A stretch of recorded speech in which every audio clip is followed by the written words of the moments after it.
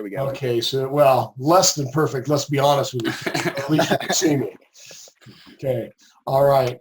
So we're missing Jacob, who I know we won't have with us this morning. He's in transit between here and wherever home is. And so we're also missing Mason, and who else? Johnny, I believe. Right. I see someone is on as an iPhone. Who is that? We probably can't see that person, and it's going to be either Mason or John. Let's see. Looks like Griffin has the iPhone logo next to him. Oh yeah, you're right. Thank you. Okay, so we already got that. Okay, so guys, thanks for joining us like this. Let's go through and talk about just a couple of housekeeping things, and then we're going to transition and give you an opportunity to ask questions with respect to the midterm case assessment, whatever you want to call it, that you guys are working on and preparing to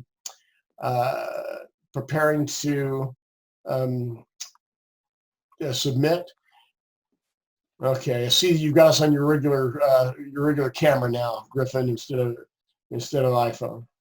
So we'll talk about those for a while, and then Gerson is going to walk us through the Blue Sky evaluation model and multiple, and I will probably tag into this as well. Kira has used this model to value a company before, and so Kira, as we're in this discussion, be engaged in that. Help us from the experience perspective in doing this. You should know that Jacob has done this as well. Excuse me, but is simply not with us today. So let's, excuse me. I don't have coronavirus. I am getting over a cold. At least I'm telling myself I'm getting over it. That's my story today. So Kira and I were talking a couple of minutes ago about the disruptions that you all have experienced this week. And you know that obviously I'm terribly interested in your professional futures and the outcomes we get in our experiences together as they lead or add towards your success. I think through that, you probably recognize that I'm equally interested in you as human beings and concerned about how you and the other students are handling some of the uncertainties of this week. So talk to me for a minute about some of the things that you might be concerned about, so I can either put them to rest or maybe make them worse, or whatever it's going to be. Anything you want to share? Any concerns you want to ask about?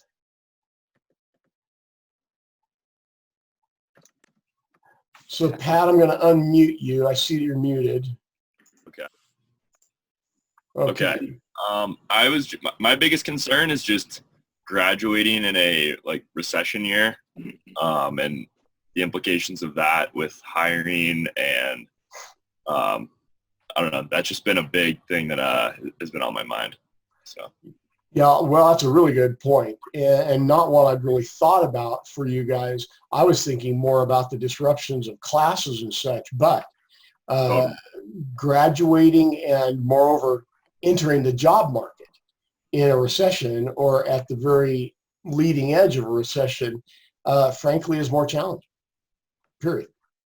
And the bad news is that equates to it being more difficult to get the kind of jobs that you're looking for.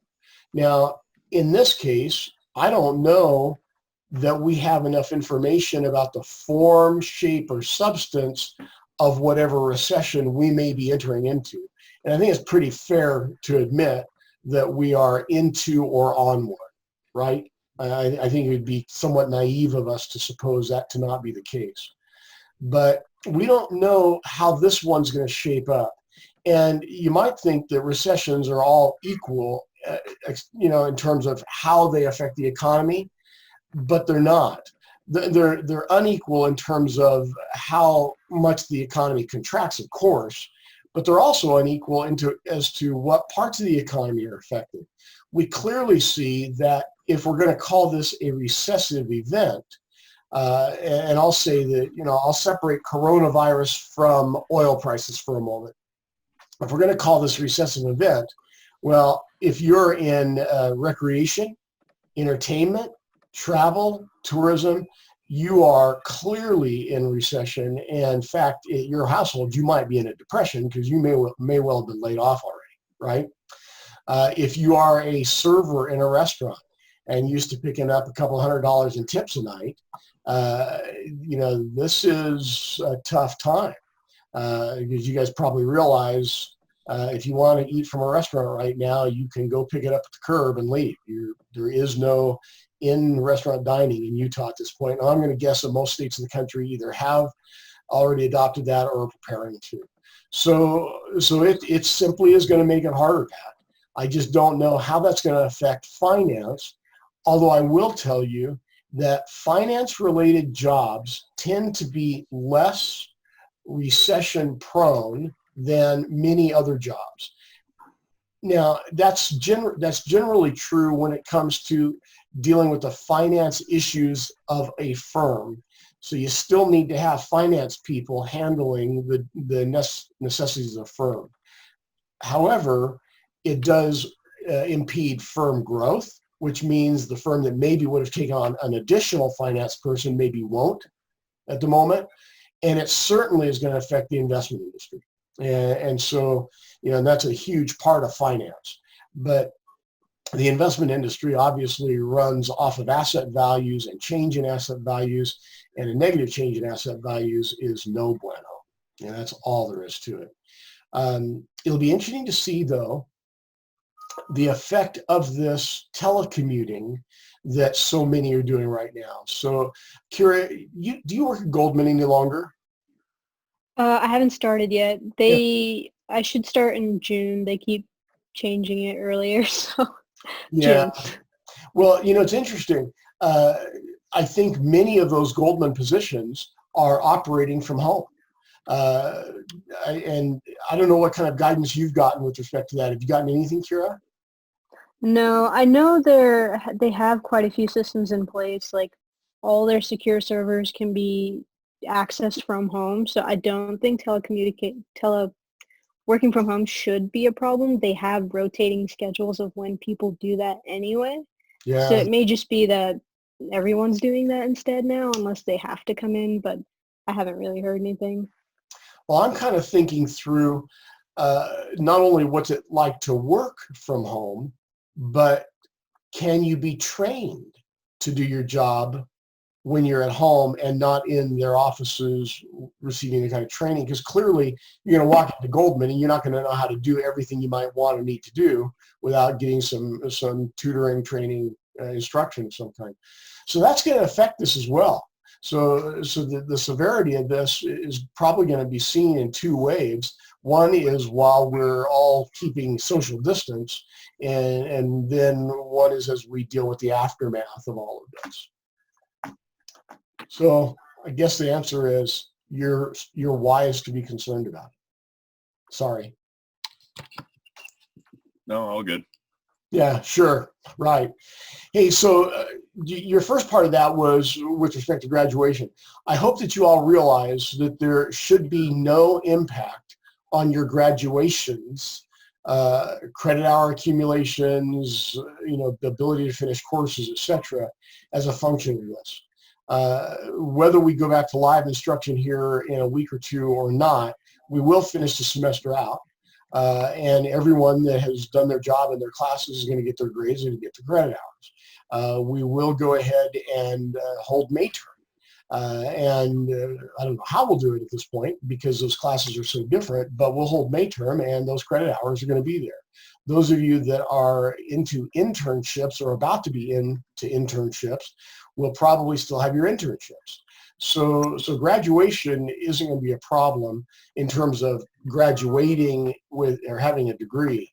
That said, I have no idea whether or not we're actually going to have a physical graduation. My sense is at this point that I would be surprised if we actually go to a big place and have hundreds and hundreds of people together walking through graduation. It's far enough out that maybe we'll be able to, or maybe what will happen is it'll simply get pushed out yet further for those that want to experience that. Anyway, for what that's worth. Rick, do you know if the school is going to kind of adopt Zoom across the board, or is it going to be on a teacher-to-teacher basis? At this point, it's on a teacher-to-teacher basis. Okay. There's a lot of conversation amongst faculty individually about whether or not the meeting function in Canvas or WebEx, which is supported by the school, we have a big subscription to that, or Zoom is preferable. I use both WebEx and Zoom. I prefer Zoom. It's just a little more user-friendly for me, but some people prefer WebEx. But I don't know. And you might know that Zoom typically has a 40-minute limit on the meeting duration when there are more than 3 people, unless you have a paid subscription. But they've relaxed that constraint during this period. So that's not affecting anyone. Any other questions? Okay, so with that, let's go ahead and talk about any questions you've got with respect to the project cases assessments that you're working on.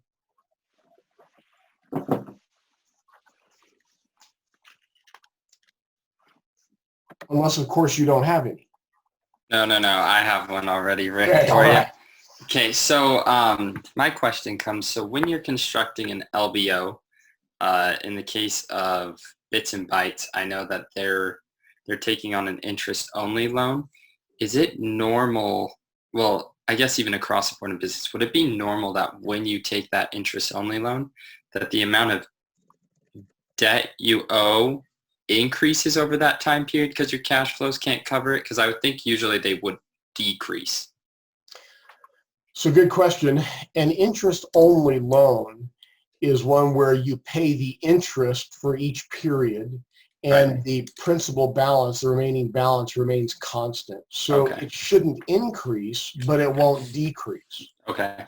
So it begs the question then, how does the company pay off the loan?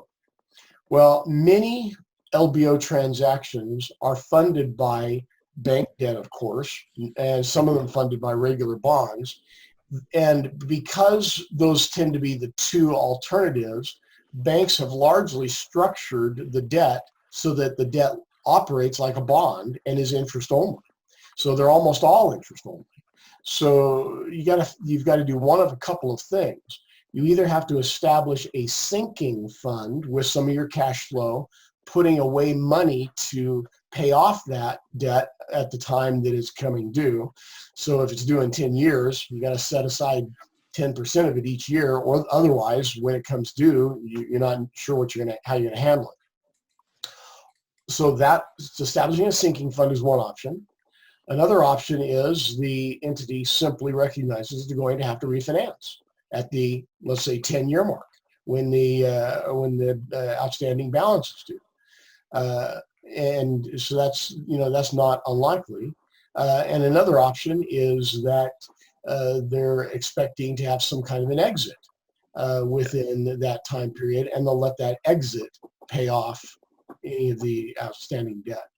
That's a little tricky though, because if you're hoping for an exit and you don't necessarily control when one of those comes or whether or not it's the kind that you would like to have, and so as you're getting closer to that date, the owners of the firm may become more and more desperate, if you will, if they don't see any other good financing options. And that means they're going to be looking for the fastest acquisition, so they get out from underneath that burden and maybe not the best value. Okay. Thank you.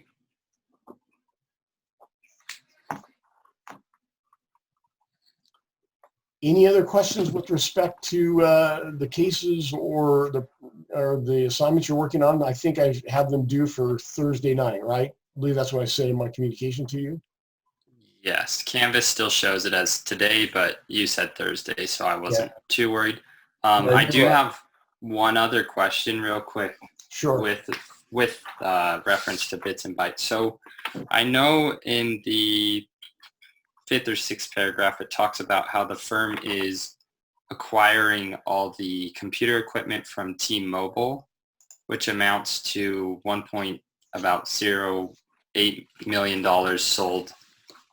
Yeah, so right there in that last paragraph on the first page, Okay. running into the next one. So it talks about how they're taking on this $1 million of essentially of cost of goods sold from T-Mobile and computer equipment.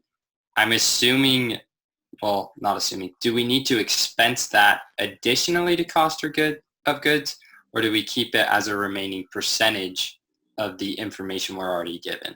Let me look at this for just a second.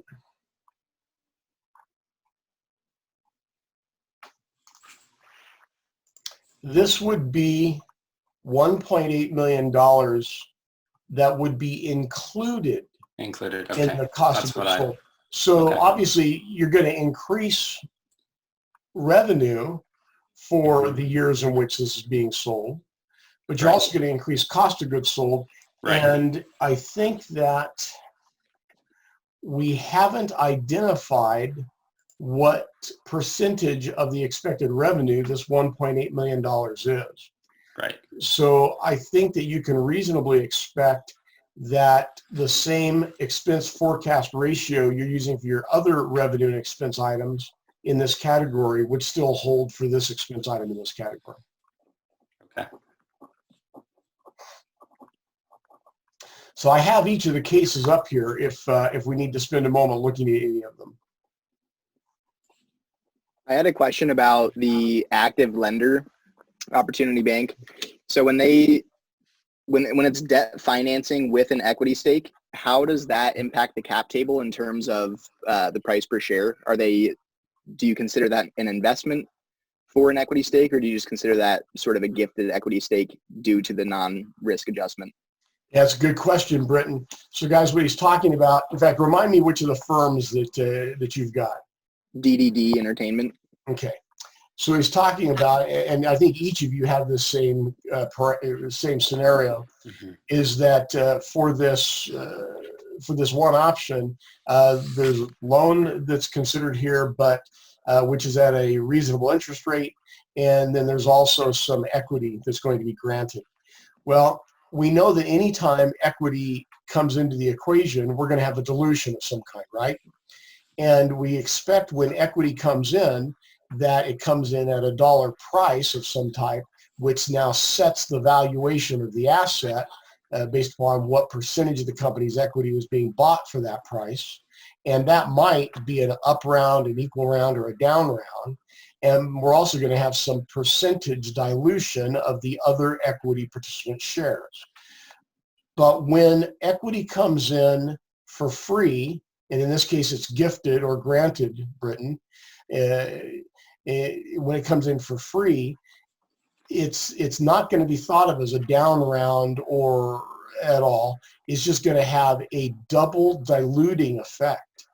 It'll not only have a diluting effect based on the percentage ownership, but it'll have a diluting effect based on the dollars per share, because now you have more shares that are being distributed amongst the same valuation or equity valuation. So that means each share is worth less, and each shareholder has a lower percentage of shares. Got it. Thank you. You bet.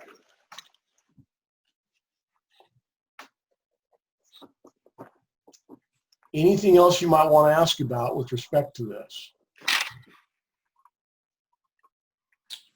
Yeah, so with, in regards to the formatting of the deliverables we have with the Word document, are you expecting more of a valuation approach type report, or are you looking for us to just fulfill the items that are gifted? Good question. If that makes sense. I think it does. I'm not looking expressly for a valuation report. You've got examples of valuation reports, although I guess you could use one of those and morph it such that it becomes what you're working with. Excuse me. I'm looking for a report. So something has an introduction to it, something that then has a body of a variety of paragraphs or pages that are addressing each of the salient issues that you've kind of given a glimpse of in the introduction probably. And then something's got a conclusion, and that has appendices or attachments or references to it so that we can see where you got the numbers, how you came up with the figures that you're using in these bodies and such. Now, if you want to do that in the form of a evaluation report, you're welcome to, but evaluation report typically has some additional elements to it, like macroeconomic evaluations and such that I don't know that you want to spend the time to do. But yeah, I didn't think so, Logan. But as long as I've got a good, well-structured introduction and a well-fleshed out body that addresses each one of the issues I've instructed you guys to address, and as long as I've got then a conclusion that makes sense and supporting documentation so that I can walk through this deal, then we're good. Hey, so you might be seeing the same message I'm seeing about running out of time and upgrading. I've been using this feature for days now and not needed to upgrade. So I'm not sure what's about to take place here. I'm not interested in updating right here and now. We might get kicked out of this in a minute. And if we do, then give me about 5 minutes so I can create an additional meeting for us to walk back into, okay? So I'm not exactly sure what that's going to mean to us. In fact, because I'm not sure of that, and we're about to start into Gerson's presentation, and I don't want to get right in the middle of that, I'll take 1 or 2 more questions here, and then before we go into Gerson's presentation, I'm going to end this. I'm going to create a new meeting. I'm going to send you a new meeting invitation, and then we all come back in, okay? Perfect. Yeah, I'm getting the same time remaining.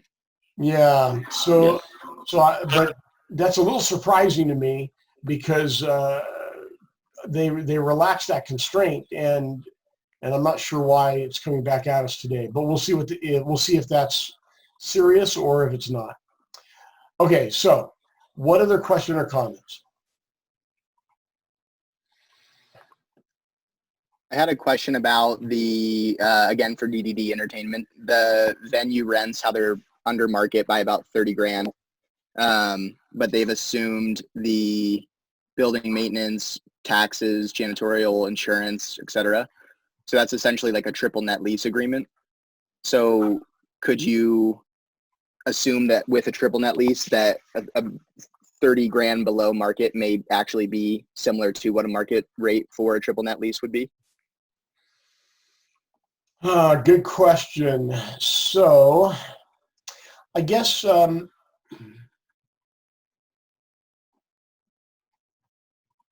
I think in this case, Britain, that they're simply $30,000 below, and they're not charging enough rent to the business. I'm reading this real quickly just to make sure. Okay.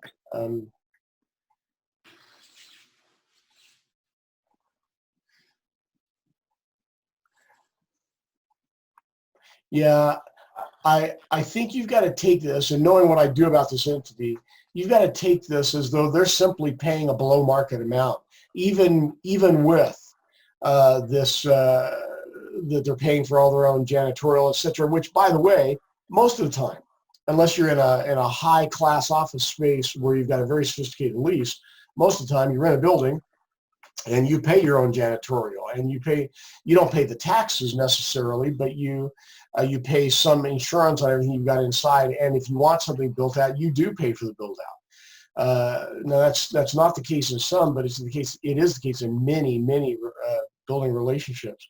So this is a little bit of a hodgepodge, but I guess I'd like you to treat this as though the company's paying $30,000 below what they should.